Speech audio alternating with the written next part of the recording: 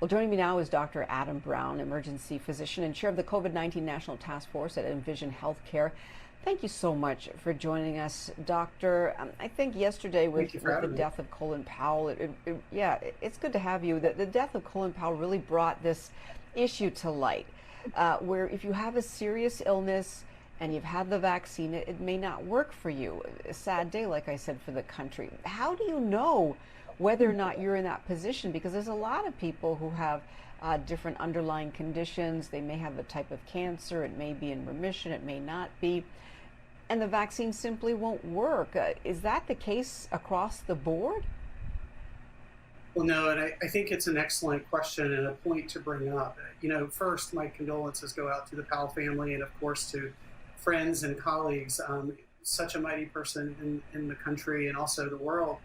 But his death also brings up a very important point about the importance of vaccination. Now, one may say, well, he was vaccinated, so why did he pass from COVID-19? Secretary Powell was probably one of the most vulnerable individuals that we have when we look at people within the country that are vulnerable to COVID-19, even vaccinated individuals with COVID-19. Because he was A, elderly, B, he also had cancer, and he had a type of cancer that affected his immune system, his blood, and affected the immune system. And some of the treatments for that cancer also cause modifications with the immune response that the body may have to vaccines. So when you're looking across the board at are vaccines effective, yes, they're still more than 90% effective at preventing severe illness, hospitalizations, and deaths.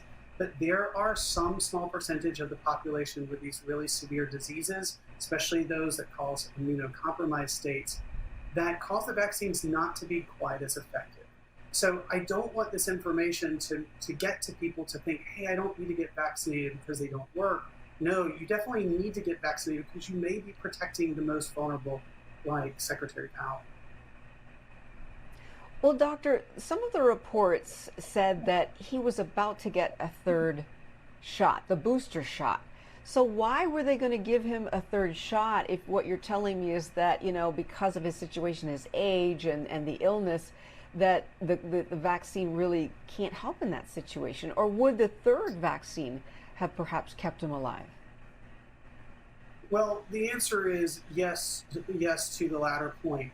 So here's the issue with vaccines. So vaccines, when they're given, they cause the body to have an immune response. And depending on the person, depending on whether or not they have an underlying immune compromised state, well, the body will respond slightly differently.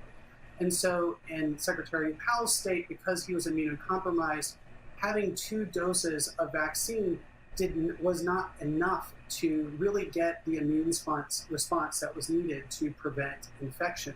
And so in some cases, and this is one of the reasons why the FDA and the CDC came out, is that for vulnerable populations, those over the age of 65, those with underlying health conditions, that it's important to get a booster shot to really increase the amount of immune response that one has. Just to the first point, though, is the vaccine does still work with immunocompromised patients. It's just not quite as effective. One study that came out in July said that it was about 45% effective for someone who's been fully vaccinated, and that just isn't enough. And so that's one of the reasons why a booster dose is really necessary for those patient populations. For the general population, for younger individuals or those that don't have those severe concerns, it appears thus far that 2 doses of the vaccine are still very good at preventing severe illness and death. But for those other populations, a booster is needed. Yes, certainly understandable. Okay, the last thing I want to ask you about, doctor, is about the body building up natural immunity after getting COVID. Can people with severe health conditions build up natural immunity? And if so, will it last in these patients? So it's a very similar type of situation. So the body does have a natural immune response when we get an infection.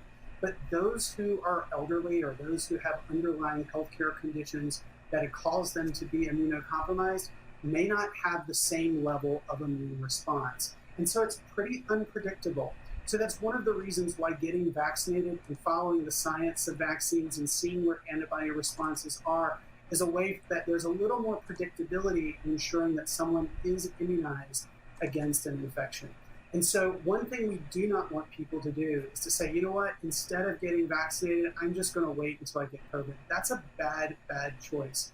Because we do know is that there's a number of individuals, about a third, that will get long COVID symptoms.